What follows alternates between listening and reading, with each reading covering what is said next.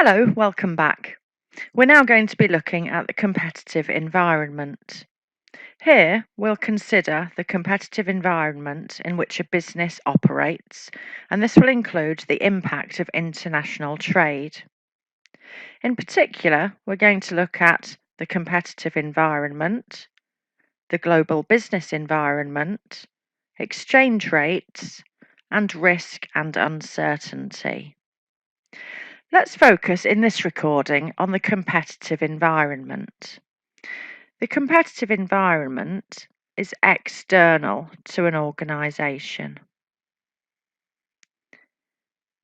It's competitors within the immediate environment. And we can see in the notes here that the competitive environment relates to how a business is affected by its competition and how it adapts its business practices to enable it to compete efficiently and effectively. As we go through the notes here, let's think about two supermarkets or the supermarket industry, perhaps Tesco and Sainsbury's, who are in direct competition to each others. Almost all businesses have some sort of competition, so understanding competitors' strengths and also their weaknesses is extremely important. When we're looking at the strengths and weaknesses of competitors, these are internal to an organisation.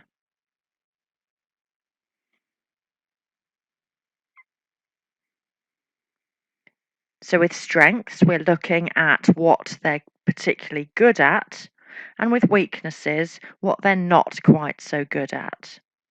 So as an example of strengths, first of all, it could be that they have strong ethics within the organisation, a very good reputation for this. They could offer value for money products and services, have a strong management team, and excellent customer relations.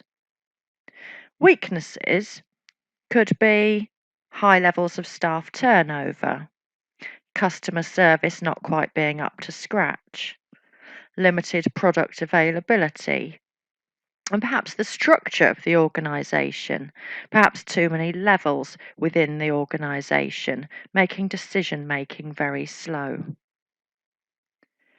So, what is a competitor? Think about Tesco and Sainsbury's. It's any business that sells the same or similar products or services. Businesses may want to know certain things about their competition. They want to have competitive advantage over their competitors. So here we'll think about things such as unique selling points, USPs, price, quality, convenience and location, the product range of the competitor, and their customer service levels. Let's have a look at these in more detail. We'll start with USPs, unique selling points. With USPs,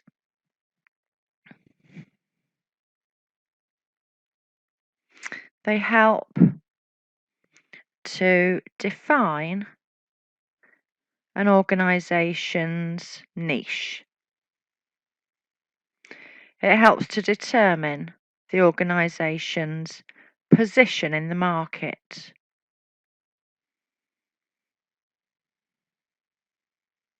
It helps us to target the right people, the right customers.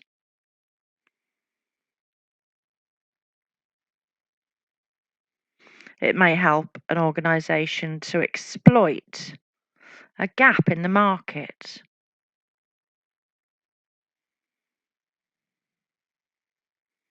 And it's really there to communicate to others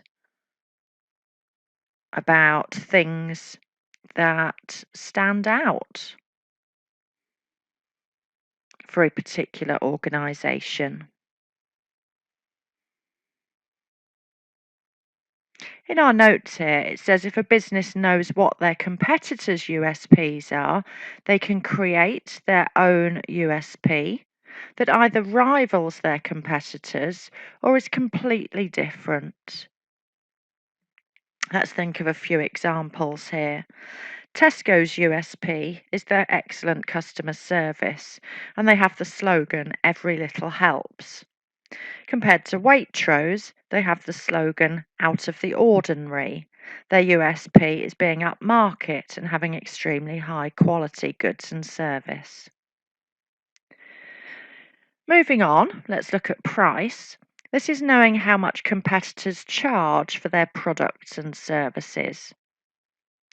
If a competitor sells a lot of similar products in the local area at a low price, an entrepreneur may also need to charge a low price as well in order to compete and to sell their goods.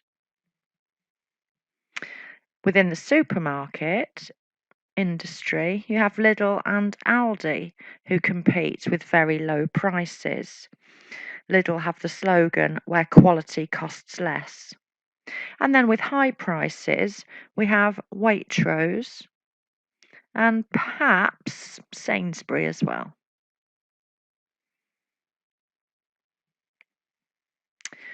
Businesses will also need to look at the quality provided by competition. It considers how well a product is made or how prestigious a service is. For example, a taxi and a luxury limousine could both get a customer to the same place, but a luxury limousine would obviously provide a better quality of service. We can look here to our definition of quality, and this is fitness for purpose. An organisation will also want to understand the convenience and the location, and this refers to how easy something is to purchase, reach, or use. It's also linked to location.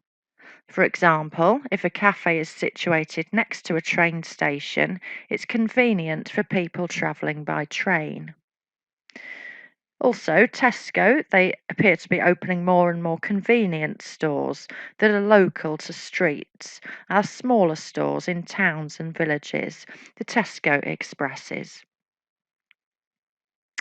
An organisation will also want to understand the product range offered, and this is the number and types of products or services that's sold by a business. So a very narrow product range would be, for example, a butcher or a baker. A very wide product range would be our supermarket industry, where not only do they sell foods, but they also sell stationery and homeware, clothing, and electrical appliances. Finally, the organisations will want to look at customer service within their competing organisations. It's the service offered to customers by a business, and this is before purchasing, during the purchasing process, and after the transaction has taken place. Most small businesses ensure they provide an excellent level of customer service, for example, by serving customers quickly. For example, opening a new till when there's more than 3 customers in a queue. For example, answering the telephone within 5 rings. This is really an added extra, but it's now an expectation by customers.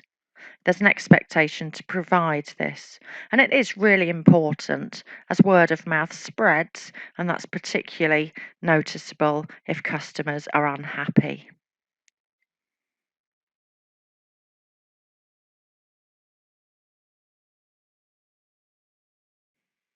Hi, let's move on now to the global business environment. Some organisations do not just service the domestic market. Some trade globally and perhaps all over the world. Let's look at our formal definition of globalisation. It means operating on an international scale to provide or produce goods and services. Many of the goods we use are made of parts sourced from all around the world, and these are known as inputs. It might be the raw materials that are used to, for example, on the production line to make a car. So it could be raw materials, and a benefit of this, perhaps purchasing these from overseas, is that they could possibly be cheaper than purchasing from the domestic market. They may also be better quality. It may possibly help the supply chain by buying internationally. Perhaps it's closer to the end customer, and this reduces transportation costs and our carbon footprint. There are three main elements of globalization, and these are imports, exports, and business location. Globalization involves businesses buying and selling around the world, trading around the world, often because of the cost or the availability of products or the labour market. Additionally, some products have a reputation from being from a certain part of the world, so versions of the product from that location may be highly desired. A few examples here.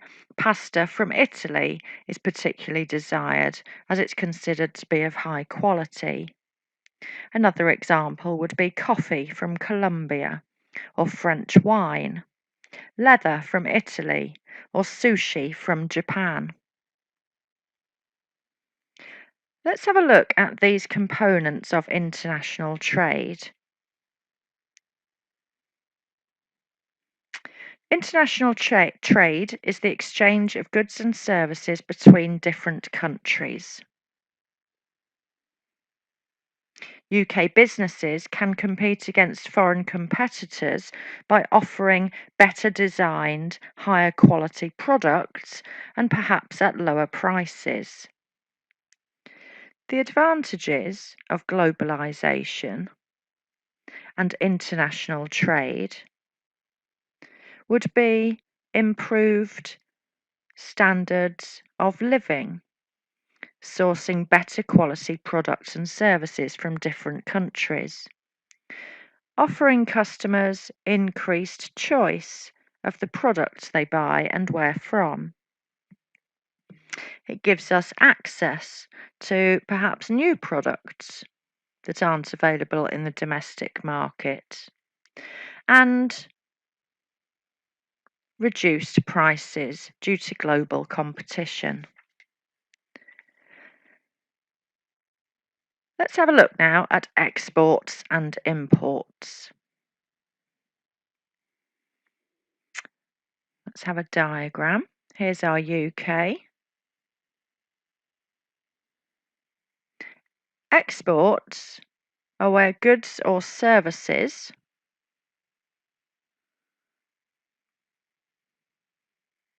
are sold overseas, and in exchange there will be an inflow of money. So it says in the notes here, exporting refers to a country selling products and services to other countries around the world. So they're produced in the home country, here we've got the UK, and they're sold overseas. When the UK sells products and services to foreign countries, money comes back into the UK economy. And something interesting here, one of the UK's biggest exports is vehicles. Looking at imports, once again, here's our UK. And the arrow's the opposite way. Goods or services are imported, they're brought in from overseas.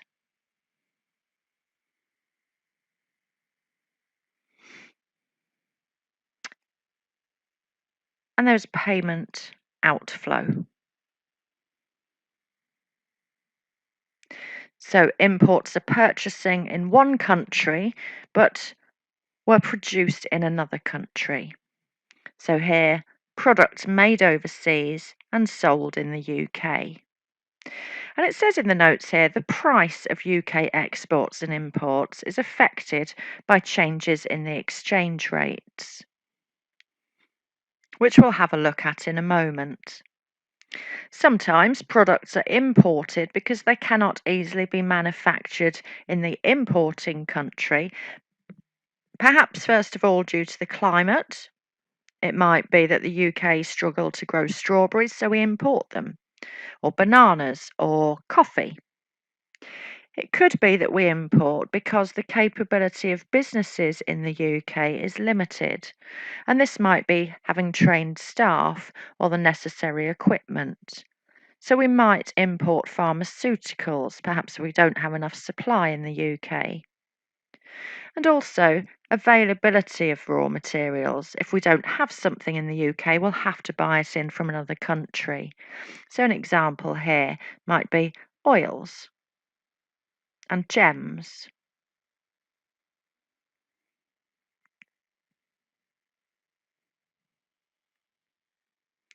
A quick note here on exchange rates, and I'll draw a diagram to help with this bit.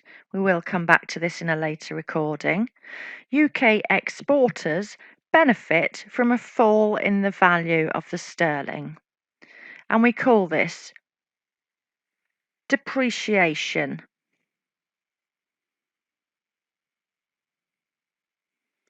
in the value of the pound.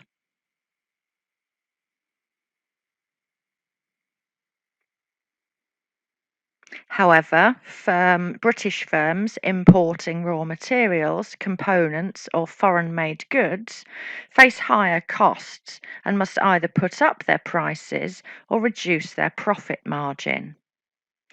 Let's have a look at this using a diagram. So we'll focus first of all on the UK.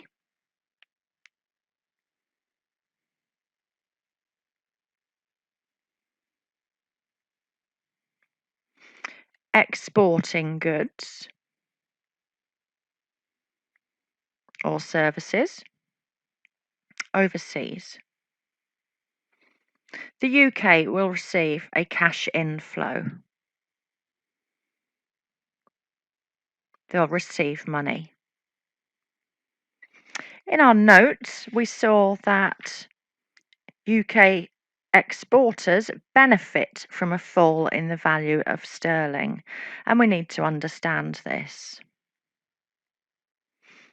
So, on the side here, a fall in the value of the pound becomes weaker. Let's say 2 weeks ago, £1 equated to $1.20. But now this pound is $1.10.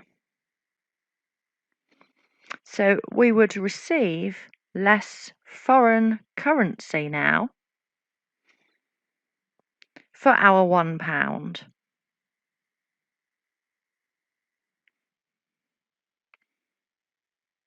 Let's say we in the UK are a producer of furniture and we've sold overseas a chair.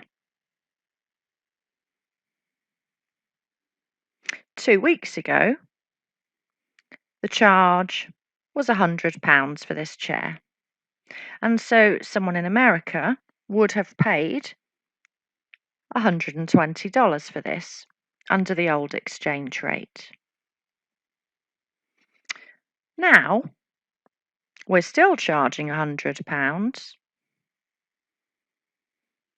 but people in America only have to pay $110 because the exchange rate has moved.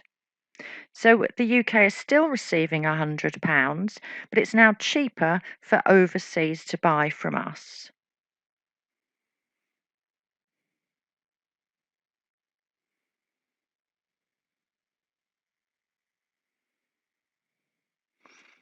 So we will see an increase in demand for our chairs. and we will export more.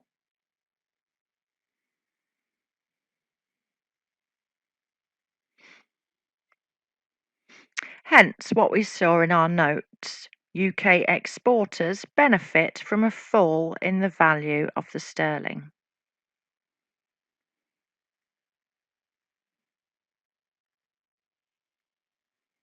Similarly, let's have a look at the UK importing goods.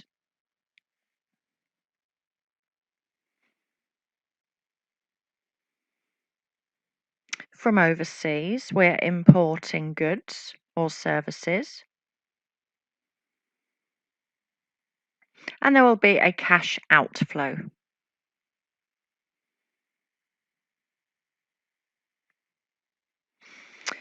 Let's say we're buying something and the cost was $120.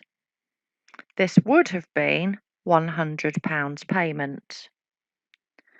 But the cost now, they are still charging us $120, but the cost for us now is £109.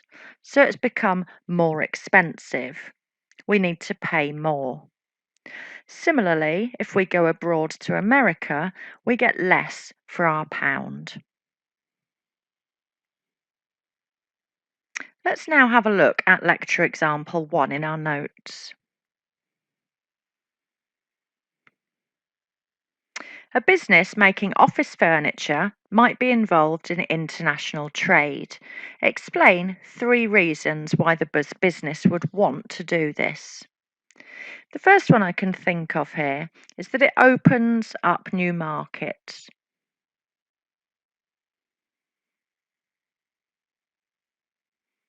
New sales to overseas. And this will increase revenue for an organisation and hence increase profitability. It may also spread knowledge that the company exists and increase the reputation.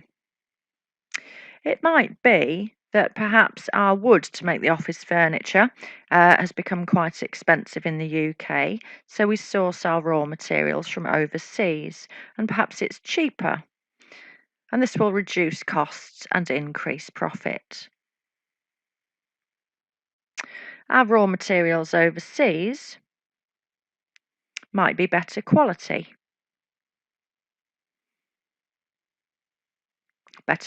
wood. So if we're making our office furniture out of better quality wood, we will produce a better quality product. Remember, the definition of quality was fitness for purpose.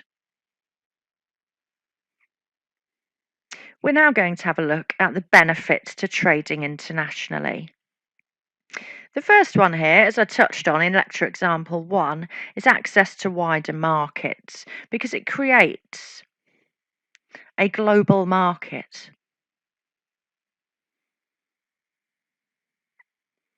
We're increasing the number of customers. So it says in the notes it could increase revenues for an organisation and it can enable the business to grow in terms of volume of sales. It could mean that you have a new market to sell your surplus goods to, perhaps if you can't sell them in the domestic market. Our second benefit is decreased competition and longer product lifespan. Entering into an overseas market may have lower levels of competition. For example, the market may be very crowded in the UK, but there's reduced competition in other countries, perhaps quite a relatively new product that you're selling in these other countries. And therefore, there'll be less pressure on the product design and the price that will be charged.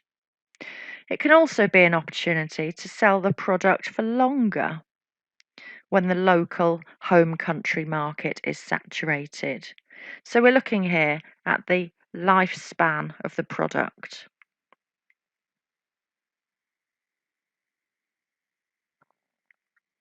In the UK, people are buying the latest iPhone. The older iPhones may still be in high demand in developing countries. So sales may dip in the UK on the old iPhones as we move towards the latest versions, but they would still be in demand overseas.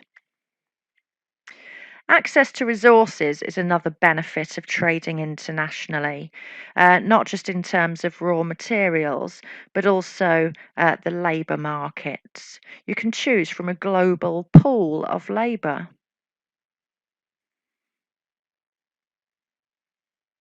that might not be available in the home country. It might be cheaper and it might be of better quality as well. E-commerce stands for electronic commerce, trading electronically. And it's technology that has facilitated this. It's increased the ability to trade internationally. It provides easy ways for businesses to gain access to a much wider range of potential customers, including those overseas. It can help enhance reputation and raise the company profile. If you have success in one country, this can easily influence success in nearby countries. The final advantage we have is over the page with trading blocks, but this can also be a disadvantage. When we talk about a trading block, it can promote free trade between countries within a block. For example, the EU or the North American Free Trade Area. Often provides free movement of people so you can work anywhere with no restrictions, and also free movement of goods and services without import tariffs, export tariffs, perhaps quotas as well. A quota is where the volume of goods or services are restricted. For example, the OPEC oil producing industries are restricted with the number of barrels they can export per day. We also have some disadvantages to trading internationally. The first one here is changing tastes and trends. The product might need to be tweaked, it might need to be a little different to meet the needs of customers overseas, perhaps due to different cultures. It might be due to fashion trends, it might be dietary. McDonald's have had to tweak their menu, for example, in India. The price. This could be affected by duties and taxes. There could also be differences in disposable incomes in other countries, so having less to spend on luxury items. And exchange rates will impact on prices, which we touched on earlier. There are barriers to trading internationally, for example, those tariffs, import tariffs, export tariffs. It's a tax imposed by a government or a country on imports or exports, and they're really there to help protect domestic industries. It increases costs, and that can impact on profitability. So, more on tariffs here. Many countries place tariffs on imported goods and services, and this makes them more expensive. If we are exporting overseas, it could make it difficult to compete in local markets because we need to increase our selling price to cover the costs of those tariffs. If the price is too high, then people won't want to buy our goods and they will source them from the domestic market. So you need to analyse costs and tariffs and quotas before entering any international markets. Now, trading blocks can also be a potential barrier to international trade. Um, It promotes trade between specific countries. For example, we mentioned the EU and the North American Free Trade Area. However, it can be a disadvantage because it can restrict those countries that you can trade with that are outside of the area.